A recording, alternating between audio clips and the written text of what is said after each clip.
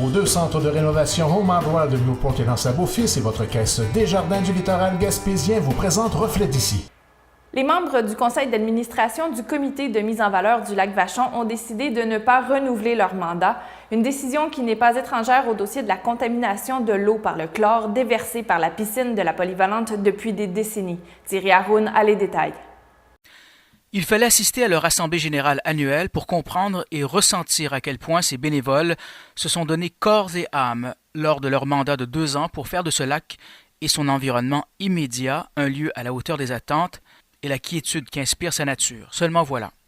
Ils ont décidé de baisser la garde en ne renouvelant pas leur mandat, non sans amertume, à la lumière du manque de volonté des instances responsables de faire quelque chose de concret pour cesser cette pollution. Marilyn Duguay, désormais l'ex-présidente du comité, qui laisse à d'autres le mandat de poursuivre le travail, explique les raisons de sa décision. Après 2 années et demie de travail, c'est certain qu'on fait face au même problème. On n'a pas senti d'avancement. Les travaux ont beaucoup été faits côté sentier, mais point de vue qualité de l'eau du lac, qui est le but premier du comité de mise en valeur du lac Vachon, il n'y a rien qui a été fait. On trouve ça dommage parce que le lac, pour le moment, là, il présente vraiment des grands signes de dégradation. Alors, ça devient difficile pour nous là, de mettre des énergies encore quand on voit qu'il n'y a rien pour le moment, aucun projet qui montre que le problème va être résolu. Et en tout respect des parties concernées, Mme Duguay refuse de pointer du doigt qui que ce soit ou quelque organisme que ce soit. On peut l'entendre. On ne blâme pas personne. Chacun essaie de faire sa part, mais on ne sent pas que le problème va se résoudre. On fait des projets, oui, on va refaire la passerelle, oui, on va refaire des travaux, mais le problème n'est jamais résolu. Le chlore va toujours continuer à se déverser dans le lac et le problème ne se résout pas.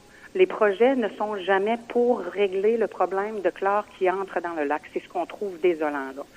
Et avant de quitter, Mme Duguay insiste pour dire ceci, sorte de cri du cœur, pour qu'enfin ce lac retrouve sa majesté d'antan. Alors, au cours de ce mandat, moi, je peux vous assurer que tous les membres du comité ont toujours agi de façon professionnelle, de bonne foi et au meilleur des connaissances de chacun. Les membres du comité ont déployé énormément d'efforts pour tenter de faire avancer les dossiers. Notre but n'a jamais été de dénigrer qui que ce soit, ni de lancer le blâme sur qui que ce soit, et encore moins de partir en guerre. Notre seul objectif était la volonté de vouloir sauver un lac d'année en année, fait paraître des signes évidents de grande détérioration. Le lac est à ce point malade qu'on n'y retrouve plus de grenouilles ni poissons, alors que les algues s'y accumulent en raison de la concentration du chlore. Et pour cause.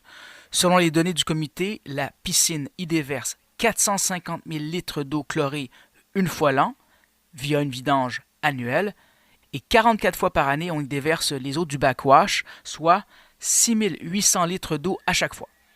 Reste que la commission scolaire et la ville de Chandler sont en pourparlers afin de trouver une solution commune sans pour autant être en mesure de savoir qui, à terme, va régler la facture finale et qui pourrait être salée.